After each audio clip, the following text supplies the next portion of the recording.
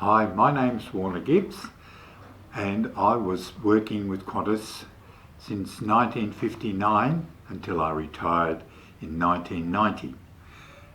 Many years of fun. I started off in engineering, didn't like it, so I transferred to cabin crew in 1961 and there I stayed until my retirement.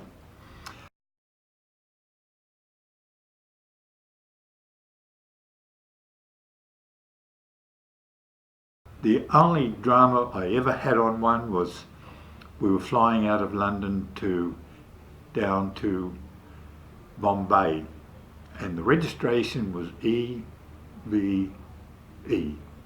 I think it was EB, or it might have been ECE, but it was E. And we had 180 economy, and there was only about 6 first class, and I was the chief steward then. And I went down the back to make sure that they were having no problems down there. As I was talking there, and the seatbelt sign came on. So I sat in the seat right next to the galley because there was an empty seat. And we hit this turbulence. And I looked up and I saw lightning coming down the aisle. And apparently we'd been hit by lightning. We went into this storm because the captain wasn't given clearance to fly around this storm and had to fly through it. And apparently we dropped 5,000 feet in an air pocket. And sitting next to the galley, I saw the ice and the water coming up of one of the drink carts, and I thought, that's going to go somewhere and I could get this. Fortunately, it went the wrong way and I didn't get wet.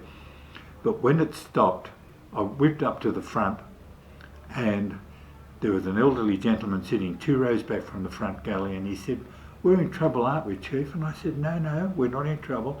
And he said, "Look," and I looked out, and there's a protective strip on the wing which stops it from freezing, and it was like little bits of strips of material flapping in the breeze. And I looked down, and there was a landing light dangling down very close to the engine. So I get on the phone and I ring the engineer, and he said, "Oh, okay, I'll come straight down." He came down.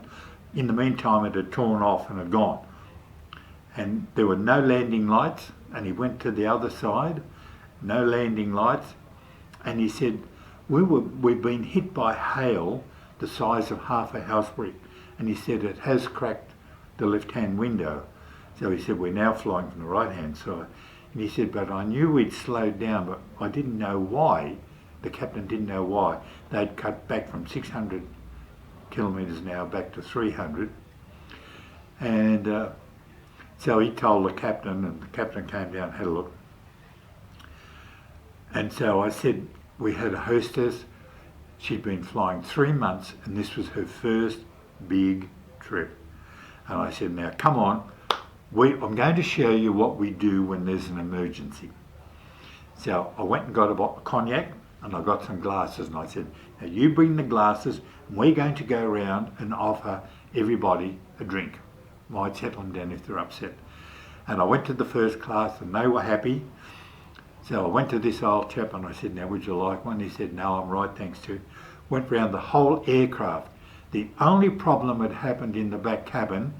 There was a mum who didn't speak English and had a baby in the cot, and the baby had come out because it wasn't strapped in and had hit its head and come down. So one of the hosties was a nurse, so I got her to stay with this chap and with the baby, with the mum.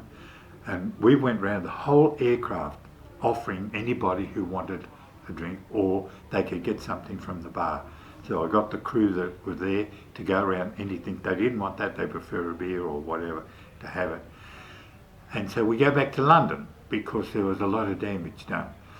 And the captain told us that we didn't have any radar because it had been hit by lightning.